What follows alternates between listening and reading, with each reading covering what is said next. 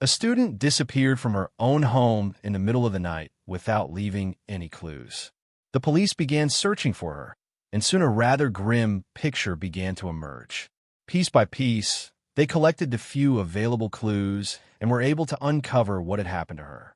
And the truth about this case shocked the entire country. Friends, after watching, I recommend checking out my Telegram channel where I post interesting and censored crime news from around the world every day. The link is in the description. Eva Carson was born on November 19, 1985, in the American city of Athens, Georgia. From early childhood, she stood out for her remarkable determination. Eva was vice president of her school's student body and volunteered at a nursing home and a shelter for abused teens. In high school, she also worked as an assistant in the U.S. House of Representatives and had a part-time job at stem cell research lab. After graduating from high school with honors, Eva enrolled at the University of North Carolina, where she studied political science and biology. Thanks to her academic success, she received a prestigious scholarship. She was also actively involved in student life, holding leadership positions in many campus organizations. In addition to all this, she continued her volunteer work and worked part-time as a science teacher at an elementary school. Eva also traveled to several countries on humanitarian missions. She spent a summer in Ecuador working as a medical assistant, studied for a semester in Cuba, and joined a research group in Egypt. In this way, Eva was one of the most outstanding students at her college and had big plans for the future. Even before graduation, she received a job offer from a prestigious company and was planning to start there after getting her degree. By March 2008, at the age of 22, Eva was in her senior year. At the time, she was renting a house near campus with her friends. On March 5th, around midnight, her housemates went to a party and invited Eva to join them. However, she declined, saying she needed to prepare for her classes. Her friends left without her and returned around 4:30 a.m. As they approached the house, they noticed the front door was wide open and the lights were on inside. But Eva wasn't there, and her car was also missing. The whole situation seemed very strange. Her friends couldn't understand why she would leave the house in the middle of the night or why she left the door open. They tried calling her, but she didn't answer. Despite their concerns, they thought she might have had some urgent business and decided to wait. However, Eva didn't return the next day. One of her friends went to the local police station to report her missing. As soon as the friend described the situation, the investigators shared that a young woman's body had been found earlier that morning, but they hadn't yet identified her. The police showed the friend a photo of the deceased, and she immediately recognized Eva. It turned out that around 5 a.m., police received a call from a woman who lived about 2 kilometers from Eva's home.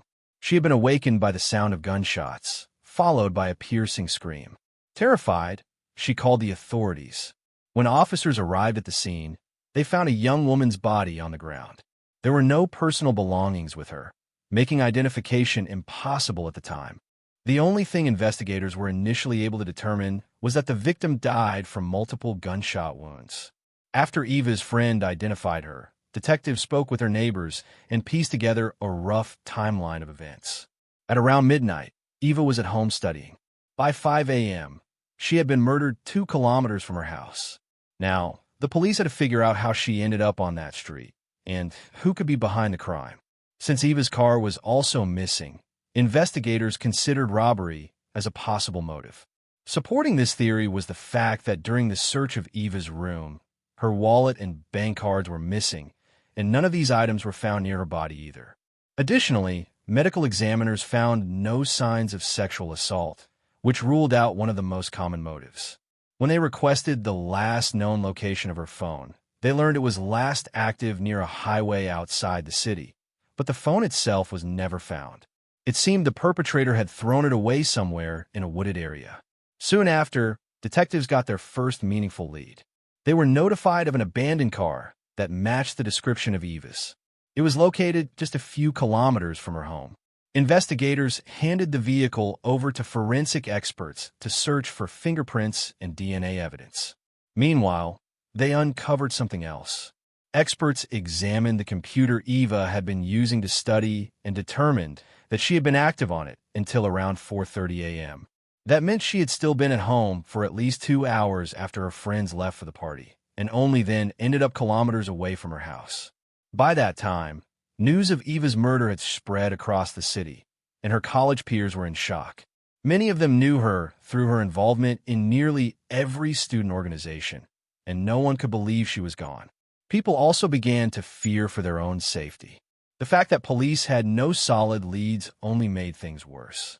As a result, investigators received hundreds of calls with tips.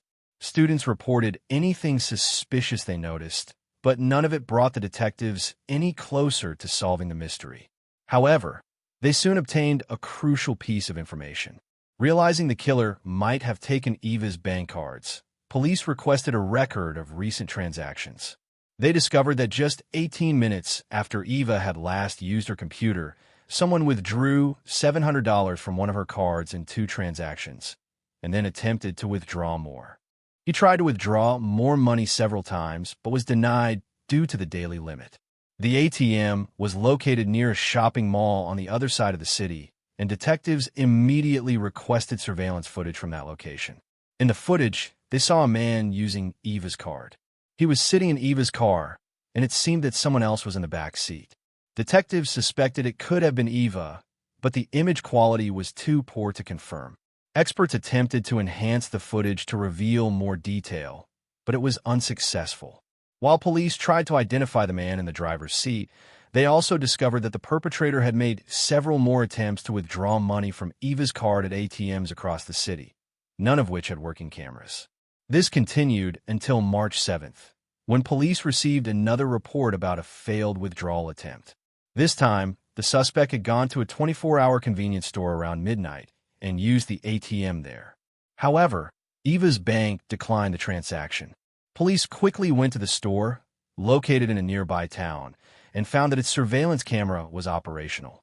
Upon reviewing the footage from that night, they saw a man attempting to use Eva's card, but it was not the same person seen at the previous ATM.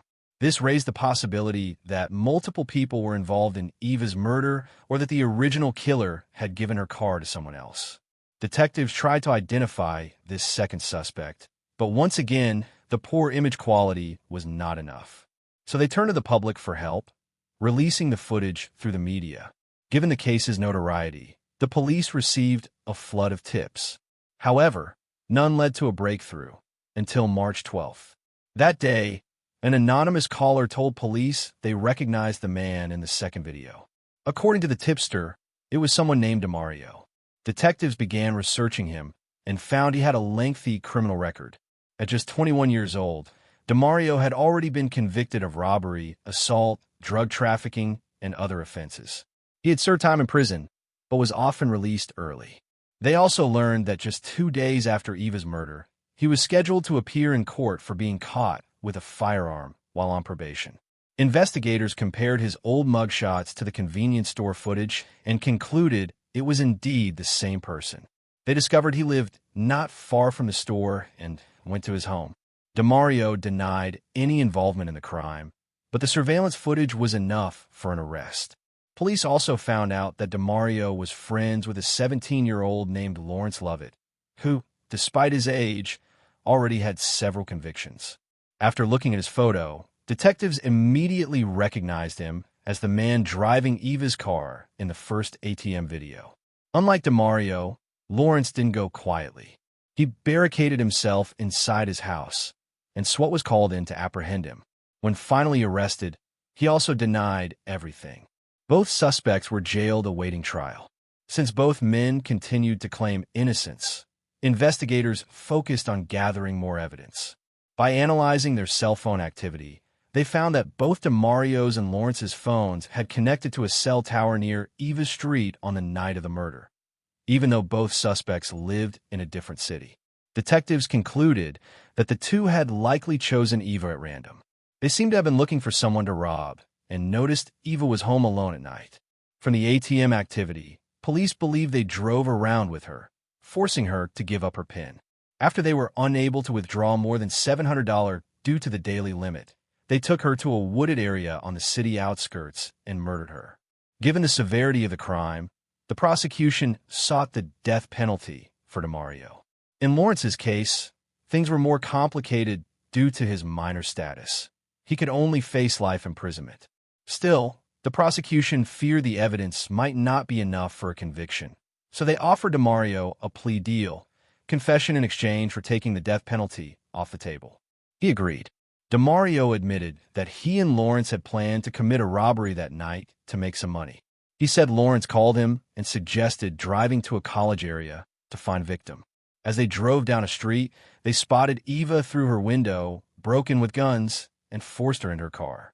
They then drove to several ATMs. Throughout the ordeal, Eva pleaded with them to let her go, promising not to go to the police. But the two had already decided to kill her since she had seen their faces, which they hadn't even tried to hide. Eventually, they took her to that deserted street and shot her multiple times with 2 guns.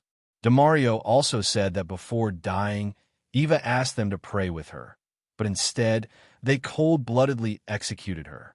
In April 2010, 2 years after Eva's murder, DeMario was found guilty and sentenced to life in prison plus 30 years, thanks to his plea deal. After the sentence, he apologized to Eva's parents and admitted he deserved any punishment. Lawrence, on the other hand, maintained his innocence. His trial began in December 2011. Despite his lawyer's efforts, DeMario's confession and the overwhelming evidence led to a conviction. Lawrence was sentenced to life in prison. However, that wasn't the end of his story. In 2013, the state's appeals court overturned the sentence, citing a precedent that ruled life sentences for juveniles were excessively harsh and unconstitutional. Lawrence was granted a new trial. This time, he was more talkative. He stated that everyone makes mistakes and that he wasn't the monster people believed he was. Still, he did not express remorse and was once again sentenced to life in prison. It's worth noting that Lawrence was also suspected in another similar crime. In January 2008, just months before Eva's death, someone broke into a 29-year-old student's apartment, killed him, and used his card at multiple ATMs. But due to insufficient evidence, charges against Lawrence were dropped. Eva's case spread nationwide and even led to changes in state law. In the summer of 2008, authorities passed a new law imposing harsher penalties for crimes committed as part of a criminal group. Her college established a scholarship in her name and opened a memorial park on campus. In 2009, one of Eva's friends became a finalist on American Idol. He shared how her death had motivated him to apply for the show, and that without her, he would never have achieved that level of success. Share your thoughts on this story in the comments below, and don't forget to like the video if you found it compelling. We also recommend subscribing to our Telegram channel, where we post the most fascinating true crime stories from around the world every day.